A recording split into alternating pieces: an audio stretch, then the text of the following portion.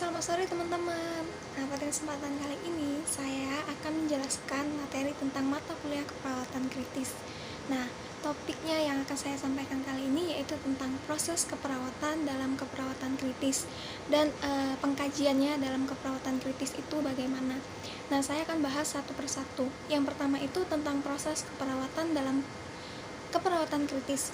Nah, proses keperawatan dalam memberikan asuhan keperawatan secara kritis itu, yang pertama itu caranya data itu dikumpulkan secara terus-menerus dari pasien yang sakit kritis dimanapun tempatnya.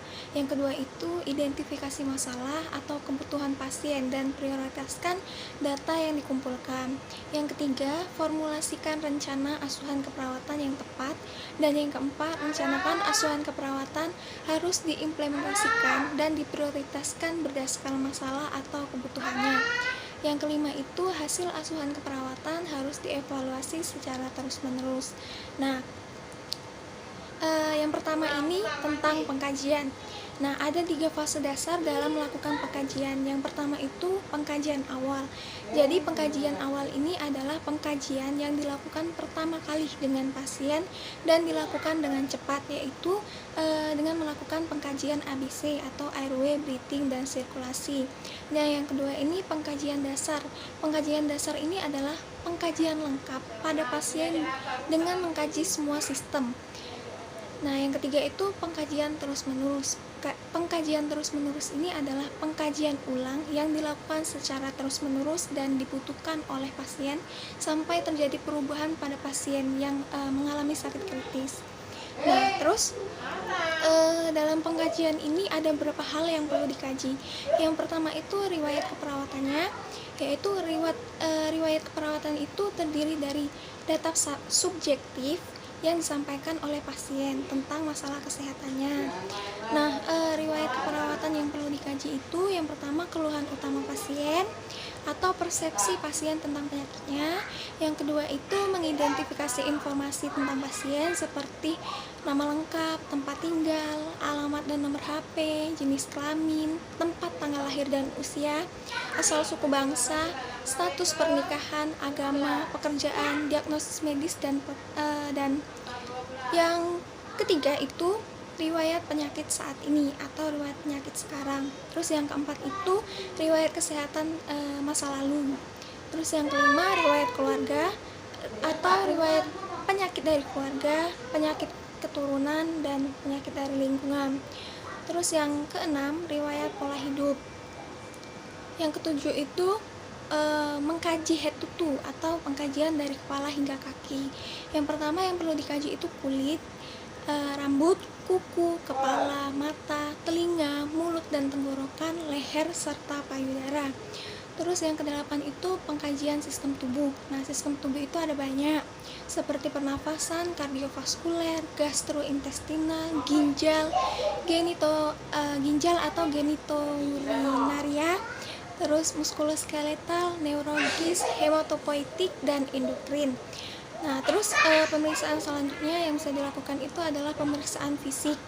Pemeriksaan fisik ini menghasilkan data objektif dengan cara inspeksi, kita melihat, palpasi, meraba, perkusi, dan auskultasi atau mendengarkan. Terus pemeriksaan diagnostik. Nah, pemeriksaan diagnostik ini dilakukan untuk memvalidasi riwayat keperawatan awal atau data awal, pengkajian awal yang kita dapatkan. Terus pengkajian fisik dan pemeriksaan diagnostik ini merupakan data objektif yang didapatkan dalam proses pengkajian keperawatan. Misalnya dengan melakukan cek lab, laboratorium. Nah, terus yang kedua itu penegakan diagnosis. Nah, setelah melakukan pengkajian atau setelah data dikumpulkan dan dianalisis, kemudian data itu dikelompokkan berdasarkan jenis masalahnya, yaitu masalah yang aktual, potensial, atau berisiko. Nah, data itu diidentifikasi dan diuraikan serta diprioritaskan sesuai dengan kebutuhan pasien. Nah, prioritas yang paling tinggi itu diberikan pada pasien yang mengalami masalah kesehatan yang mengancam hidupnya. Nah, terus Yang ketiga itu rencana tindakan atau intervensi. Nah, dalam membuat rencana keperawatan atau rencana tindakan harus membuat tujuan, mengidentifikasi masalah kesehatan yang tepat dan hasil yang diharapkan. Terus yang keempat itu membuat implementasi atau melakukan tindakan sesuai dengan rencana tindakan yang telah dibuat sebelumnya. Terus yang terakhir itu melakukan evaluasi. Nah, evaluasi ini membandingkan kondisi pasien setelah diberikan tindakan dengan hasil yang diharapkan atau hasil yang diharapkan ini ada di rencana tindakan atau di intervensi, yaitu di luaran. Terus di evaluasi ini perlu modifikasi rencana keperawatan atau pengkajian ulang jika pasien itu tidak mengalami perubahan keadaan atau kesehatan yang baik. Nah, terus yang kedua yang akan saya bahas itu tentang pengkajian keperawatan kritis. Nah, pengkajian keperawatan kritis ini ada 4 tahapan. Yang pertama itu pre-arrival atau pengkajian sebelum pasien datang.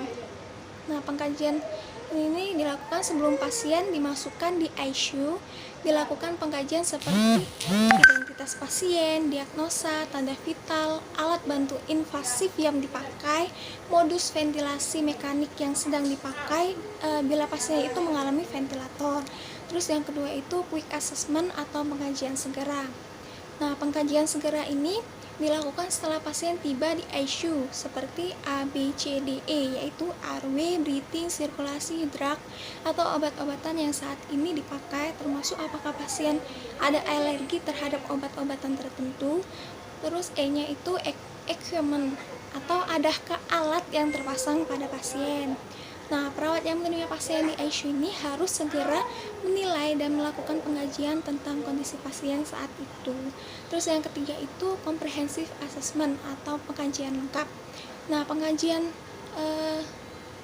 lengkap ini adalah pengkajian riwayat kesehatan selalu, riwayat sosial, riwayat psikososial dan spiritual, serta pengkajian fisik dari setiap sistem tubuh seperti sistem kardiovaskuler, respirasi, neurologi, renal, gastrointestinal, endokrin, dan imunologi, serta interamen. Nah, yang keempat, ongoing assessment atau pengkajian berkelanjutan. Nah, yaitu monitoring kondisi pasien setiap 1-2 jam pada saat kritis. Selanjutnya dilakukan monitoring sesuai dengan kondisi pasien. Yang perlu dikaji adalah tanda-tanda vital, hemodinamik, alat-alat yang dipakai oleh pasien saat masuk ICU. Nah, sekian materi yang dapat saya sampaikan. Terima kasih.